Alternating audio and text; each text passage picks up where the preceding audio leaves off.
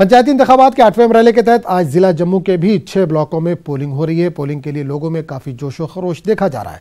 जिला जम्मू के आरएसपुरा, मीरा साहब, दंसल, नगरोटा, सतवारी, फालियान मंडल में वोट डाले जा रहे हैं। पोलिंग को हसन तरीके से मुकम्मल कराने के लिए पोलिंग बूथों के आसपास सिक्योरिटी के सख्त इंतजाम किए गए हैं।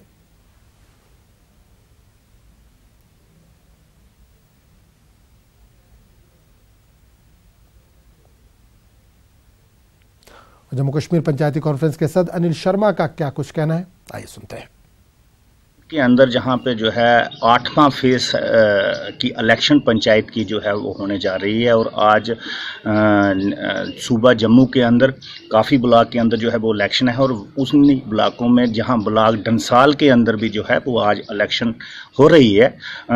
हमारा ये मानना है कि इस इलेक्शन से रियासत के अंदर ग्रास रूट लेवल की डेमोक्रेसी जो है वो मजबूत होगी, वो कायम होगी, वो बहाल होगी और उसी के साथ साथ जो है डेवलपमेंट के रास्ते जो है वो खुलेंगे। और एक चीज़ मैं आपको कहूँगा कि आज जहां रियासत के अंदर जो हमारी स्टेट की जो पॉलिटिकल पार्टियां हैं जैसे नेशनल कॉन्फ्रेंस है और पीपल डेमोक्रेटिक पार्टी है, आज इन पार्टियों को के चेहरे पे जो है बहुत बड़ा एक तमाचा है, क्योंकि रियासत के अंदर 80 से 85% की पोलिंग जो है वो जहां रियासत के अंदर होने जा रही है, हो रही है और उसके साथ साथ कश्मीर डिवीज़न के अंदर भी जो है बहुत अच्छे तरीके से पोलिंग जो है वो हो रही है।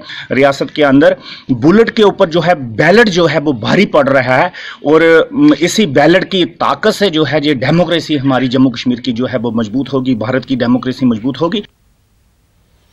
बुलंदशहर में इंस्पेक्टर सुबोध को गोली मारने वाले फौजी जीतू को नोएडा एसटीएफ की टीम ने जम्मू कश्मीर से गिरफ्तार कर लिया है। एसटीएफ और पुलिस की टीम जीतू को लेकर बुलंदशहर आ रही है। जीतू करगिल में तैनात था। कत्ल के अगले दिन जीतू ने ड्यूटी ज्वाइन कर ली थी। जराये के हवाले से खबर आ रही है कि जीतू को एसटीएफ नामालूम मुकाम पर ले गई है।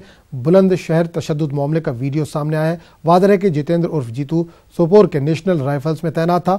एडीजी इंटेलिजेंस की इब्तिदाई रिपोर्ट मिलने के बाद सियाना के सीईओ और चिंगरावटी थाना इंचार्ज को मुअत्तल कर दिया गया है। रिपोर्ट में पुलिस की लापरवाही सामने आई है।